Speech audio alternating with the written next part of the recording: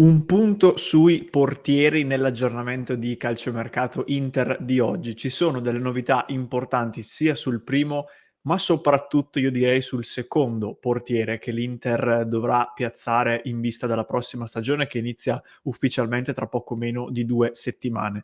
Dopo diverso tempo, dopo diverse settimane di trattativa, è finalmente arrivata la fumata bianca per Jan Sommer, che in queste ore sarà a Milano per le visite mediche e la firma sul contratto e dovrebbe esordire tra i pali fra veramente pochi giorni, ma fra poco ci torno.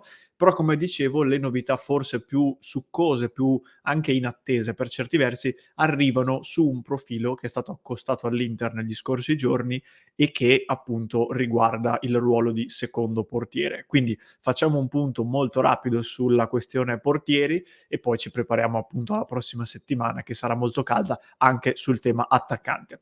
Ben ritrovati a tutti amiche e amici passioni interisti, come sempre vi ricordo un click sul tasto mi piace e sul tasto iscriviti. E partiamo allora molto brevemente dal punto su Jan Sommer. Come dicevo, l'accordo con il Bayern Monaco dopo settimane di trattativa è stato trovato. In queste ore Sommer è atteso a Milano per le visite mediche e la firma sul contratto e come vi dicevo dovrebbe esordire fra pochi giorni perché mercoledì 9 agosto l'Inter giocherà in amichevole alle ore 19 contro il Salisburgo e l'impressione è che Inzaghi lo voglia già lanciare tra i pali da titolare. Sommer è un portiere molto esperto che arriva all'Inter con le caratteristiche già giuste della tipologia di portiere che Inzaghi vorrebbe. Chiaramente dovrà sviluppare un po' di feeling con i difensori, però dal punto di vista tecnico non deve imparare nulla, fondamentalmente, un portiere esperto e molto forte come lui. È un colpo importante per sopperire, almeno in questa stagione, intanto, all'addio pesante di Onana. Vedremo poi quali saranno le cifre definitive, perché si è parlato dei famosi 6 milioni di euro che erano anche della clausola di Sommer, qualcuno addirittura in Germania diceva qualcosa in più, 6,75 ho letto anche. In ogni caso la rateizzazione del pagamento consentirà all'Inter di dividere la somma in 2 annualità. Questo molto brevemente era il punto su Sommer. Vengo invece al secondo nome, che è quello di Bento, questo portiere brasiliano che è emerso come profilo solo negli scorsi giorni, in realtà, intorno a metà di questa settimana, e sembrava una trattativa non destinata a decollare, perché si diceva qualche giorno fa è un portiere che piace molto all'Inter, è stato proposto ma contemporaneamente era già diciamo un profilo monitorato, piace molto, però la valutazione dell'Atletico Paranaense, che è il club nel quale gioca, è troppo alta, si diceva, per quella che è la volontà dell'Inter. Si parlava di 10-15 milioni di euro. Il problema, tra virgolette, qual è? È che proprio in queste ultime ore Bento ha rilasciato un'intervista e per chi ci segue da YouTube vi condivido lo schermo con il nostro sito passioninter.com con le parole di Bento. Eccole qua, intervista rilasciata a Radio Transamerica in cui Bento fondamentalmente rivela l'offerta dell'Inter e fa capire in maniera anche piuttosto chiara quale sarebbe la sua volontà. Perché Bento dice: "È arrivata una proposta dall'Inter, ho già parlato con il consiglio", con i dirigenti intende, "e il mio sogno è nelle mani del presidente". È piuttosto evidente, il riferimento al sogno di, appunto, trasferirsi nell'Inter per Bento, perché il portiere dice: "È nelle mani del presidente", perché uno dei problemi, una delle difficoltà di questa operazione, come già vi raccontavamo proprio nelle ore immediatamente successive a quando questo nome è uscito per la prima volta, riguarda la questione del calciomercato in Brasile. Un calciomercato che si è chiuso proprio nel giorno in cui è uscito questo nome per l'Inter e quindi non impedisce ovviamente dal punto di vista burocratico ai club brasiliani di fare delle cessioni, ma chiaramente gli impedisce di fare degli acquisti.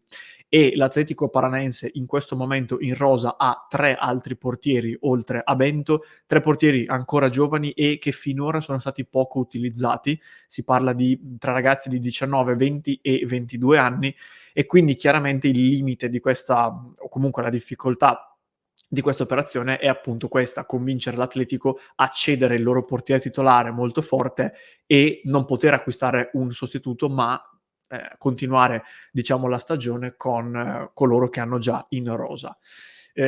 Non sto qui a farvi un identikit preciso e puntuale di Bento, anche perché immagino che se la trattativa dovesse scaldarsi ne dedicheremo un contenuto a parte. Vi dico molto brevemente, anzi vi condivido anche la scheda Transfermarkt, così possiamo fare un riassunto. Eccola qua, la scheda di Bento. È un classe 1999, quindi ha 24 anni, gioca, come dicevo, nell'Atletico Paranaense, scade nel 2026 il suo contratto, quindi non c'è possibilità di ragionamenti su questo. Il valore che ne fa Transfermarkt è di circa 9 milioni di euro ed è più o meno in linea con le cifre di cui vi parlavo prima, 10-15, molto più verso i 10 che verso i 15, quindi più o meno ci siamo. Molto importante, ha il passaporto italiano, visto che appunto le origini della sua famiglia sono evidentemente italiane, l'altezza è 1,90 m, quindi è anche molto più strutturato rispetto allo stesso Sommer, che invece è qualche centimetro in meno. Vi do due indicazioni molto rapide: è un portiere destro di piede che ha già una discreta tecnica e utilizza molto bene il destro nella fase di costruzione, anche con i lanci lunghi, però ha anche una buona reattività tra i pali.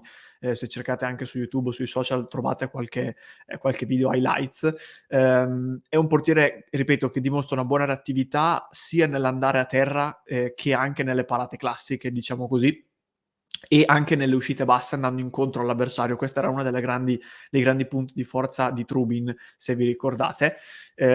Quindi ha una buona base dal punto di vista tecnico per la costruzione dal basso e anche nelle caratteristiche del portiere classico, diciamo così, tra virgolette. Non credo che sia già formato come per esempio lo è Sommer, quindi qualora dovesse arrivare dovrebbe comunque lavorare. In particolare poi l'Inter ha messo sotto contratto un nuovo preparatore dei portieri, Gianluca Spinelli, che viene considerato uno dei top del ruolo, perlomeno in Europa, ed è molto interessante il fatto che il tipo di scenario che l'Inter potrebbe immaginare acquistando Bento potrebbe essere molto simile a quello che qualche anno fa accadde alla Roma con Alisson. La Roma acquistò Alisson dal Brasile, lo fece giocare per un anno alle spalle del portiere titolare, che era Szczęsny. Poi l'anno successivo Szczęsny lasciò la Roma, Alisson comunque aveva già fatto intravedere di essere un fuoriclasse fondamentalmente, e quindi in poco tempo poi ne è diventato il titolare. L'Inter a Sommer dovrebbe far firmare un contratto biennale, quindi non credo sia previsto che dalla prossima stagione Sommer lasci già il club.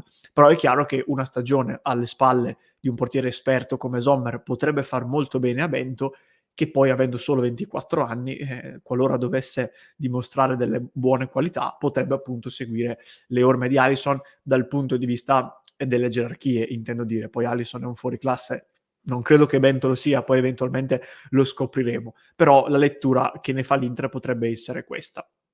Quindi il vero nodo della questione, come dicevamo prima, è la questione del calciomercato brasiliano, che è chiuso e che quindi impedisce all'Atletico di acquistare un eventuale sostituto. Sulla valutazione è vero che 10 milioni non sono pochi per un portiere di riserva, è anche vero che, tolta l'opzione interna a Stankovic, tutti gli altri nomi di cui si è parlato più o meno non si discostano tanto da queste valutazioni. Il nome di Audero, per esempio, che è quello che si è fatto di più, la Samp pare che voglia circa 10 milioni, anche se magari con un prestito, eccetera, però la cifra è quella lì. Lo stesso Trubin, che l'Inter seguiva da un po' e sul quale adesso però è molto forte il Benfica, non è stato possibile, diciamo, portarlo qui perché lo Shakhtar sparava delle cifre molto molto alte. Quindi alla fine, se il ragionamento può essere: questo è un portiere che magari, se cresce, mi può fare effettivamente il titolare, spendere 10 milioni anche per fargli fare una stagione da secondo, con questa prospettiva però nel medio-lungo periodo, potrebbe essere un qualcosa di interessante.